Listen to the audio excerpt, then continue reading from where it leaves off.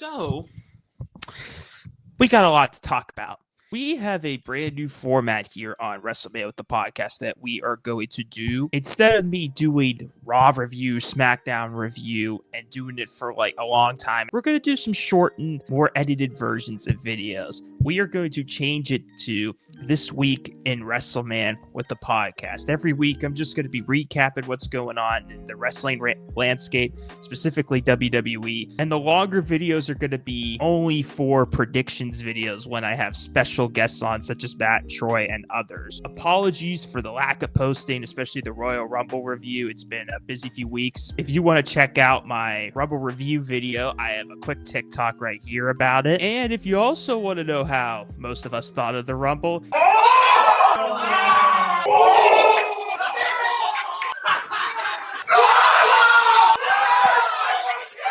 yeah, let's just say it was freaking wild. In terms of like a quick Rumble review, even if it's way too late, Charlotte winning the Rumble, in terms of post-Rumble afterwards, I don't know if her being a babyface is exactly working. She's getting booed out of the building almost every week.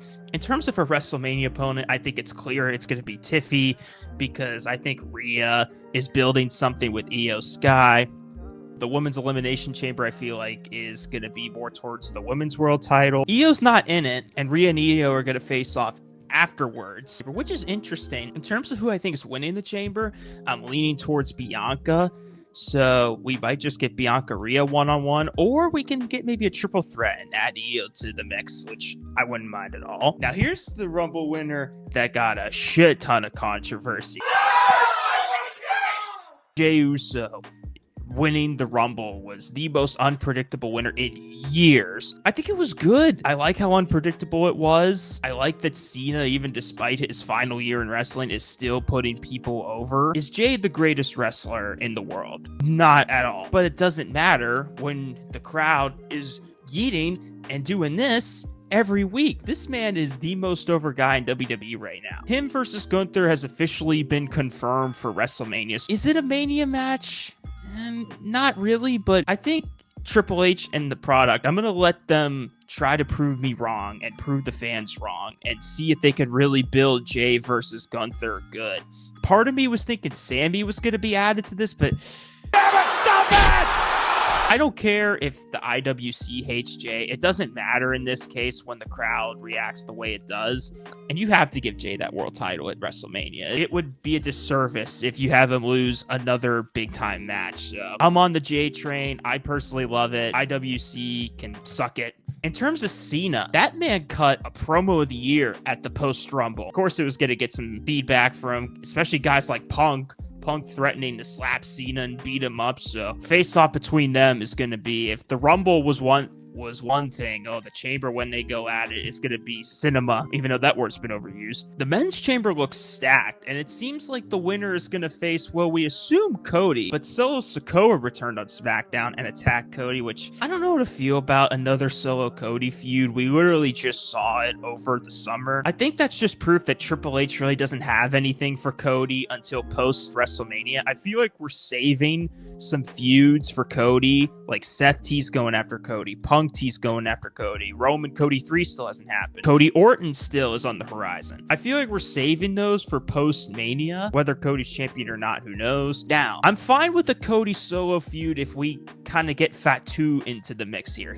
Obviously, he's got his own business with Strowman to deal with. If Fatu can tease maybe a turn on Solo during this Cody feud, I'd be a little more interested in it, but still, Cody's going to go into Mania as champion. This is my very, very bold prediction as of now. This is like a very early WrestleMania prediction. Cody's not losing that title anytime soon. I don't care if it's Cody Punk. It's most likely going to be Cody Cena. I just don't think they're going to pull the trigger on Cena, at least at WrestleMania. If they're going to have him win number 17, they're going to wait a bit. There's plenty of feuds for him to still have. They're not taking that belt off of him. Now, is he going to have a Roman length of reign? Probably not. Don't be surprised if we see him next WrestleMania, and he's still the champion in 2026 because he's one of the hottest characters, and he's still over. People aren't sick of him. So personally, have mostly enjoyed his reign. He's been one of the better babyface champions in a while. Speaking of Drew McIntyre, as I mentioned, he had a little bit of backstage scuffles a little bit. Apparently, him and LA Knight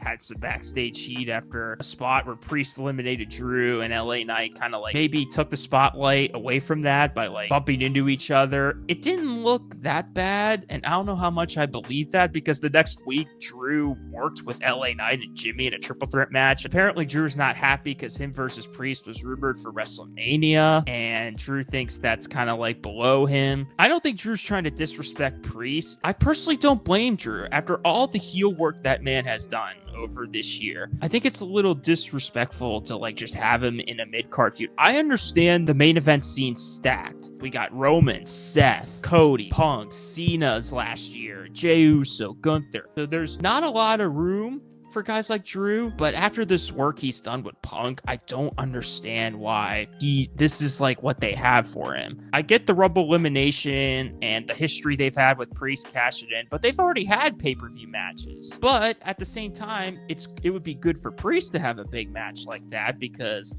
a lot of people, again, in an IWC, call him boring or don't like him, or a Triple H guy, which he is, but I've liked Priest's work. It's just, again, just like Drew, the main event scene is filled with top tier talent, so it's a little bit tough to fill, guys. My solution would be to kind of add Drew to this Roman Punk Seth storyline. Drew has expressed that he's going after all the bloodline. I don't know what happened to that. He teased going after Roman. They had a face-off at the Rumble. He's got business to deal with Seth. He's still infuriated after losing the feud to Punk. I don't understand why they can't add him to this. Whether they can have Drew and Seth be an alliance and have a tag match against Roman and Punk, or even a fatal four-way, change that rumored triple threat with Roman, Seth, and Punk to adding Drew to the mix. At the same time, though, I hope they have something for Priest, too. I hope Priest just doesn't get left in the dust if they're going to change plans for Drew. Speaking of Roman, Seth, Punk, I think that's going to be one of the hottest angles heading, if not the hottest, heading into WrestleMania. And as much as Jake Gunther,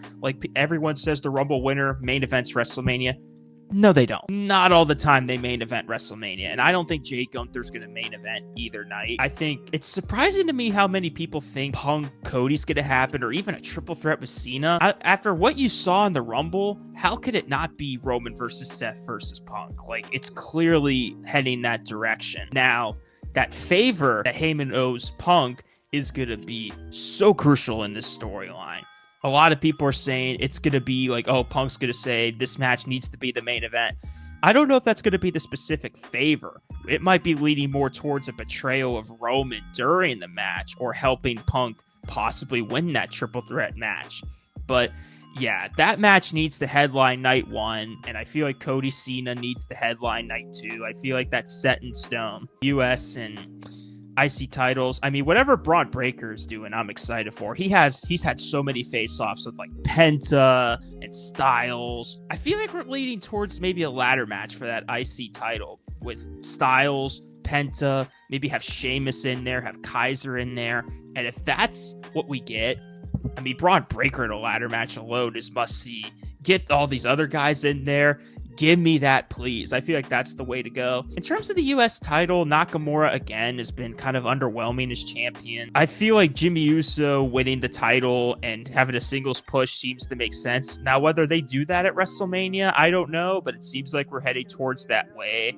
And maybe Fatu will end up beating Jimmy at some point for it. Back to the Mania 41 build. A lot of people have been saying, oh, it's been weak because there's no Rock. It's not the same as last year. Well, when Rock's not part of it, no shit. I feel like us as fans could be a little bit spoiled because of last year. You know how hard it is to replicate or top what last year was? And don't forget, it was almost one of the worst builds ever when The Rock almost stole Cody's spot. Well, he did steal Cody's spot. And it was going to be Rock, Roman, and Cody. They were even saying might not be at WrestleMania, or Cody and Seth. People were at the time not looking forward to it, but then they pivoted and changed the plans, and it turned out to be one of the best builds ever because of The Rock. So yeah, when The Rock's not going to be at WrestleMania, which he probably isn't, yeah, it might deflate a couple of people, but everyone's talking about, oh, the ticket sales aren't as good and this and that. We need to just let them cook, as shout out to Sam Roberts who says that. Let them cook and see what they can do. We're in February. WrestleMania is a little bit later in April. Let's let them cook a little bit and let's let this build slowly matriculate and get hot, because it took a little bit. It took The Rock turning heel post Rumble until WrestleMania last year got really good. And it's not just The Rock's Hollywood character. I mean, the Cody finishing the story angle is an all-timer, so it's hard to top something like that. It really is. But I feel like this Roman Seth Punk feud can really carry WrestleMania, and Cody Cena too would be exciting, along with a bunch of other matches. So I think people need to relax and stop saying, oh, maybe WrestleMania is going to be shit. It's so bad because Jay won the Rumble in Charlotte. Like, relax. Let's calm down a little bit. Fans can be a bit much sometimes. The other big news is Ricky Starks is in NXT. What a call up for him. I mean, literally the day after his AEW contract expires, he's in NXT. I don't understand why Tony Khan didn't let this man go earlier, but I'm happy for him. Crowd went nuts for him. I think he's going to do wonders there. Hope we can see him and Cody at some point down the line, considering they're good friends at a feud or maybe teaming together. But what an addition for NXT.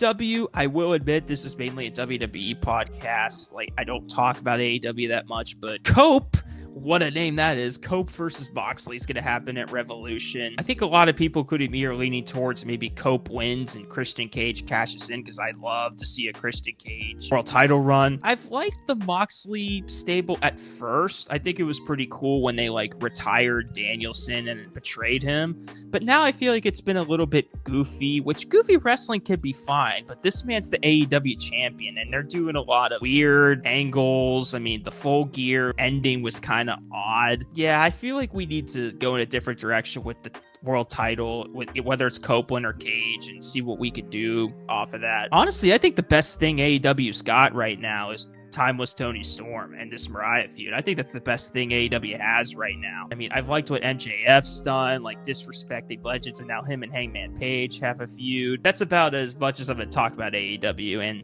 that's going to do it here for this week in WrestleMan with the podcast. Again, expect these videos every single week, and we will have Elimination Chamber predictions in a couple weeks. But have a good week, guys, and we will see you right back here next week.